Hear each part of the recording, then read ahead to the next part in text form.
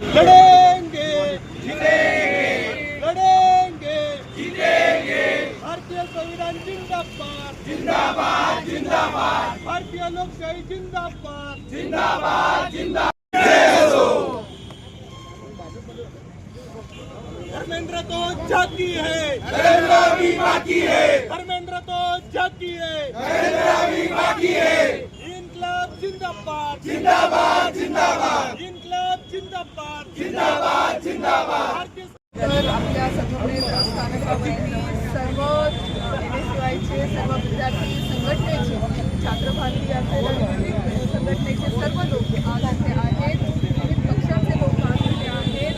खरं तर आम्ही सर्वजण इथे जमा झालेलो आहोत कारण मागच्या 2 महिन्यापासून आपण जे बघतोय जो लढा दिल्लीमध्ये होता, तिथे सोनम वांगचूक त्यांचं उपोषण झालं, काँग्रेस जनता पार्टीचं प्रोटेस्ट झालं, आपल्या सर्वांचे मार्गदर्शक राहुलजी गांधी हे मागच्या 2 वर्षापासून मुलांच्या भविष्यासाठी पेपर फुटीविषयी ते सतत बोलत आहेत आणि सतत कारवाईची माग करतायत।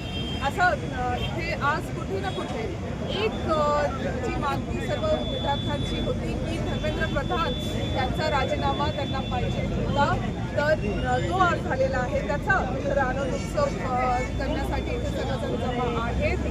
एक लक्षात घ्या की धर्मेंद्र प्रधान यांचा राजीनामा होणं आणि सगळं बदलणं असं नाही, पण त्यांचा राजीनामा होणं हे अकाउंटेबिलिटी जी आहे ती त्यांची जबाबदारी होती।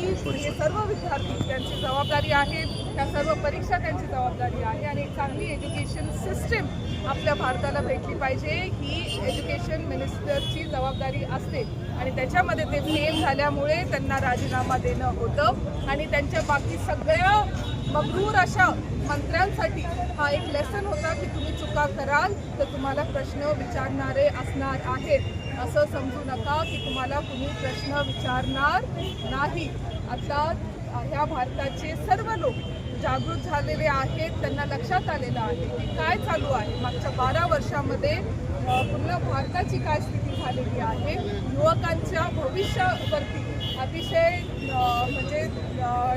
अतिशय काळं फासण्यासारखं नीटची परीक्षा जिथे 24 लाख विद्यार्थी दरवर्षी अपियर होतात, तशा पेपर लीक होतो, DETचा पेपर लीक होतो, त्या सर्व विद्यार्थ्यांचं भविष्य कुठे ना कुठे अंधकारामध्ये चाललं होतं। तिथं पहिली अकाउंटेबिलिटीची घेतलेली आहे, त्याबद्दल आम्ही इथं सर्वजण जमलेलो आहोत। धर्मेंद्र प्रधानांचा राजीनामा फक्त तेवढंच नाही, पण दिल्ली पोलिसने तिथे शांतीमध्ये प्रोटेस्ट करणाऱ्या सर्व युवतींवरती, सर्व मुलामुलींवरती ज्या पद्धतीने लाठीचार्ज केला, ज्या पद्धतीने त्यांना मारण्यात आलं, त्याचा निषेध सुद्धा केला गेला होता आणि हे धर्मेंद्र प्रधान असो किंवा तिथल्या प्रशासकीय जी यंत्रणा आहे त्यांची सर्वांची जबाबदारी होती ह्या विद्यार्थ्यांना सेफ ठेवण्याची, पण ते त्यातही फेल झालेले आहे। म्हणून फक्त धर्मेंद्र प्रधान यांचा राजीनामा ही पहिली पायरी आहे, अजून आपली लढाई खूप मोठी आहे। मला एवढं सांगायचं, एकच मला विचारायचं आहे ह्या गव्हर्नमेंटला, ह्या सरकारला की ज्या मुलांना मारहाण झाली होती, कोणाचं डोकं फुटलं होतं, कोणाला कितीतरी प्लेट्सनी मारलं गेलं होतं, काही मुली ज्या आहेत त्या अतिशय सिरियस होत्या, त्यांच्या सगळ्यांचं हेल्थ रिपोर्ट सुद्धा आम्हाला हवं आहे।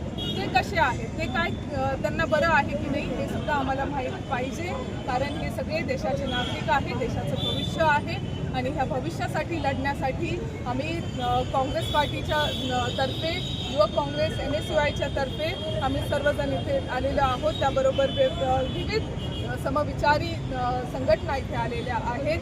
आमच्या सर्वांचं एकच आहे की ह्या भविष्य वाचवण्यासाठी आपल्याला सगळ्यांना एकजूट राहणं ही आपली जबाबदारी आहे, हे भविष्य वाचवणं आपली जबाबदारी आहे। मॅडम, या आंदोलनामध्ये जे विद्यार्थी मृत्युमुखी पडलेले त्याच्याबद्दल आपण पुढं काय करणार?